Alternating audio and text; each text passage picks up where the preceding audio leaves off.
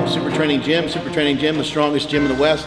Here today with my boy Silent Mike, and we're gonna go over some common deadlift mistakes. Before we go over the deadlift mistakes, let's go over the 4 things that you need to remember while deadlifting. We'll just try to keep it really simple. So the first thing that we wanna do is we wanna try to get the stomach tight. All you're trying to do really is just kind of think about if someone's come up to you and just whack you in the stomach, you're just trying to brace yourself. That's gonna be the exact movement that you're gonna do as you start to pull the weight. But I always think it's important that you kind of engage your stomach here and think about what you're about to do before you ever actually even grab the bar.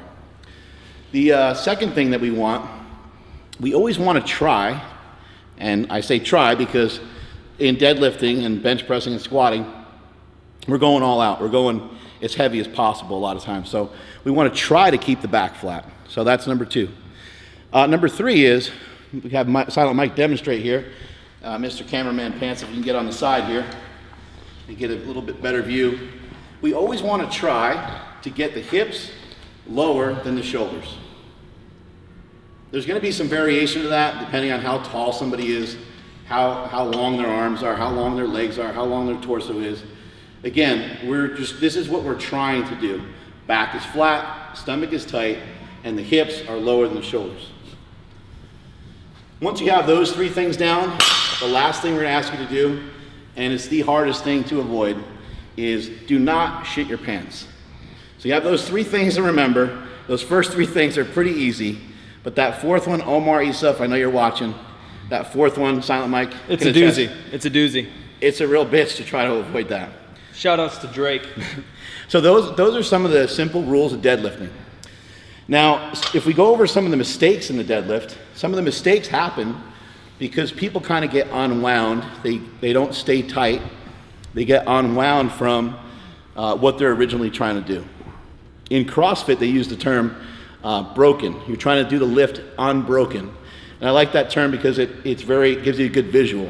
A lot of times the lift becomes a 2-part lift. Maybe just turn the bar sideways. So one of the most common mistakes that we see is the hips shoot up first and the weight does not leave the floor until the hips shoot up and the back tends to round over. That ends up being like a 2-part lift right there. Some simple ways to avoid this from happening. You can stand up without the bar. Some simple ways to avoid any of these mistakes that you're going to see today is to, first things first, do the exercise correctly and do it repetitively as often as possible without getting into a broken position. So there's got to be a weight, hopefully, there has to be a weight somewhere that you can lift with proper execution. If you can't lift the weight with proper execution, that doesn't mean you can't ever have fun and you can't ever go up in weight, because you certainly can. But realize that your ceiling, you're gonna be very limited on the amount of strength that you can gain over the years. So if your butt is continually shooting up, every time you handle 500 pounds, for you to go to 505, 510, 515 with a rounded back, odds are you're gonna end up with an injury.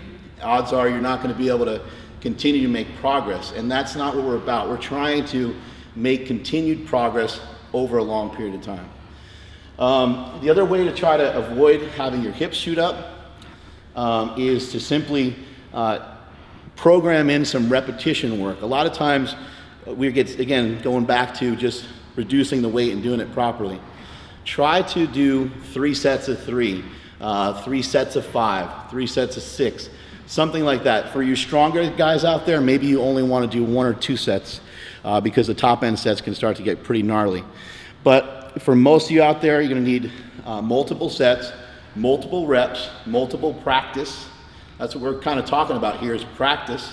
You want to practice perfectly and you want the execution to be on point. Another way that we can try to reduce this from having the hips shoot up is to really focus in on trying to keep the back flat and also focus in on pushing back into the hamstrings. This is where some of this starts to get a little complicated. Pushing back into the hamstrings a little bit, get a little bit of a pre-stretch, dip down and go. Kind of see what he did there? Now you guys are watching this and you're like, holy shit, I gotta try that. That looks simple. It takes a long time to be able to do. And you know what? Guess what? It might not be the best way for you. Everyone's a little bit different. But I would recommend this to a lot of you out there, because if he tries to stay statically in the bottom position, with this weight, 135 pounds, not too bad. But if you try to stay in a static position and just sit down at the bottom for a very long time with 405 and 500, odds are he's gonna be broken coming out of this position, because it's just too hard to develop the type of tightness that you need and the explosiveness that you need. You have anything to add to some of that? I know you're not a mathematician, Mark, but what kind of weights are you talking about when you're saying practice?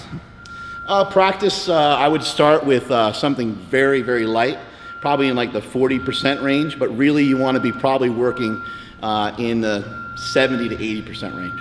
The other thing that I see that's common, when your hips are shooting up, sometimes the bar sneaks away from you. The further the bar is away from your body, the heavier it's going to get. If you're trying to lift something way out here, naturally your hips are going to try to counterbalance, and now you're in a very, very bad position to pull. So pulling that bar into your shins as hard as you can, this direction, keeping that bar close to you. Let me show you what he's talking about. So if I'm grabbing the bar and I'm pulling back it, here like this, and he's I'm trying to spotting take all his armpits. and I'm covering my armpits, actually. Besides how weird we are, the cue of covering your armpits with your shoulders, one I use common. So you take your shoulder, try to cover your armpit with it. Shorts off. You take your shorts off, you're deadlifting naked. All of that's really gonna add together for a great pull. What he's saying makes a lot of sense. You really do want to try to pull the arm into you a little bit, as Ed Cohn was saying when he was here. Ed who? Ed Cohn? 901 pound deadlift? I never heard of him either until a couple days ago. So we put him on your YouTube. Yeah, exactly. 901 pound deadlift done sumo at 220, 887 pound deadlift done conventional. 763, I believe, at 165 pounds. Yeah, the guy's just ridiculous. 793, I think. And I retire. But Ed was saying that a deadlift is a push into the floor, and then you pull the weight into you. So you're pushing your legs into the floor aggressively, and then you're pulling the weight into you. Have Mike demonstrate, maybe just a couple reps. And really, I didn't understand it 100% until I saw him doing it right in front of me. But he was really like kind of violently flexing his legs, flexing his quads. And as he was flexing his quads, then the last movement, he was kind of here at the top for a second, and the last movement was him pulling the weight into himself. But because you have the weight in your hands as a counterbalance, you're not going to get in a as messed up position as you're thinking. Let's see, some other common mistakes we see with the deadlift. Mike kind of talked about the weight drifting forward from you. Sometimes people get a little bit too close to the barbell. One, if you're a bigger person, if you're fat, if you're a big fat guy, you might have to back away from the bar a little bit. The reason is because when you go to bend down and your shins come forward a little bit, you might kick the bar forward from you.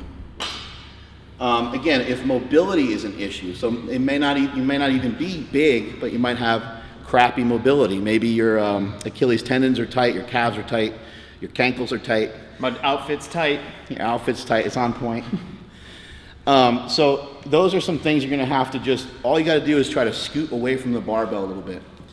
Assistance exercises that can help and assist people. Sometimes people's, like we said earlier, their butt will shoot up, or they'll kind of bleed energy forward of the barbell, or the barbell will drift away from them. Stiff leg deadlifts are great. The way that Ed Cohn showed us to do them, he liked to stand on a slightly elevated surface, and he liked to do them this way. You see Mike is actually intentionally pushing the weight away from himself. And this is like, it's unbelievably challenging when you do it that way, but if you think about it, if you make most of your exercise, especially the assistance work, because the assistance work's done lighter anyway, and for higher reps anyway. So if you think about it this way, you want to always try to make the practice and the training a lot harder than the actual fight itself. You'll always be overly prepared for when you go to compete. Another thing that we see, so why not take an exercise like the stiff leg deadlift, throw a monkey wrench into it and make it a little bit more challenging, because the weights aren't going to be, you're not going to a stiff leg deadlift competition, okay? And you're trying to really just get into the lower back and build up the lower back anyway. So by pushing it away from you, it's going to stimulate the lower back a little bit more. Another thing I see is powerlifting is becoming more popular, which is awesome. But more people have more access to deadlift bars. I would say try to stay away from deadlift bars unless you are so unfamiliar with it that you want to get used to it maybe the last several weeks going into competition. Deadlift bars are thinner, they have more bend to them, and they're going to allow you to lift more weight. All those things are great. Another thing I see happening too, people use a lot of bumper plates and they'll use the deadlift bar. Now we're really talking about a real bend in the bar like this. And we've seen people in this gym lift 30, 40 pounds more. I myself have lifted 30 or 40 pounds more with a deadlift bar, getting a couple bumper plates on there. So you don't want to actually train that way. Again, you want your training to be harder than the competition itself, so you're overly prepared when you get there. So use a stiffer bar. You might have a bar that has shitty knurling. That might not be a bad idea either. Help build up that grip, or you have a bar that's a little bit thick. Those are all different ways that you can make the training a little bit harder than the competition itself. Anything to add? Any other common mistakes we see? Probably the last accessory movement that'll help is any kind of row or any kind of back movement. Like Mark said, powerlifting is getting more and more popular, but that means a lot of people are coming into the sport with less of a base. So you got to build your base up. Chin-ups, dumbbell rows, barbell rows, all those movements not only build a bigger back, which in turn is going to help your squat, bench, and deadlift, but it's also going to reinforce that movement of keeping the bar close to you. Stronger back's going to be a little bit straighter. Your lat's a huge muscle. Flexing your lats are going to keep your spine a little safer. Lastly, we have people kind of rounding over in the deadlift, and again, it just goes back to the execution of the lift. You're going to have to execute properly over and over and over again. I would suggest trying to do some training without a belt, because I see a lot of people a lot of times when they have that belt on, they'll kind of push into the belt with their lower back and they'll get severely rounded that way. So I'd suggest training without a belt, just with the lighter weights, not with the real heavy weights, mainly to do the warm-ups and mainly with like the assistance exercises, the stiff leg deadlifts and things like that. When you put your belt on though, make sure that your belt's not cranked too tight, because you want to be able to still brace yourself. You want to still be able to breathe a little bit. I see some people just really cranking down that belt, and it's going to be a comfort thing. Everyone's going to be a little different, but you still want to be able to kind of brace yourself properly, because again, you don't want to end up in a broken position as you start to pull the weight. Rounding over a lot of times can happen also just due to the fact that you're not taking the time to organize your body from the top. So let's have Mike do a few more deadlifts here. Just do like 3 reps and just put the weight down each time. So you're kind of going through a checklist right here. He's standing up without the bar. Now he's thinking about, I want to get my stomach tight. He's going to point his toes out a little bit. He's going to actually flex his butt a little bit and have his hips forward before he ever even does anything. Each person's going to have their own kind of checklist that they're going to go over. Everyone's going to be slightly different on what they need to remember. But we got a couple basic things that we're trying to do here. As he does this last one, he's going to dip down in position. He's going to pull his chest up. The back is flat.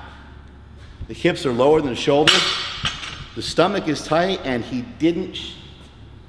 We're good. We're good. So if you're doing a sumo deadlift, a lot of the things that we said earlier are going to apply as well. Here's Silent Mike setting up for a sumo pull.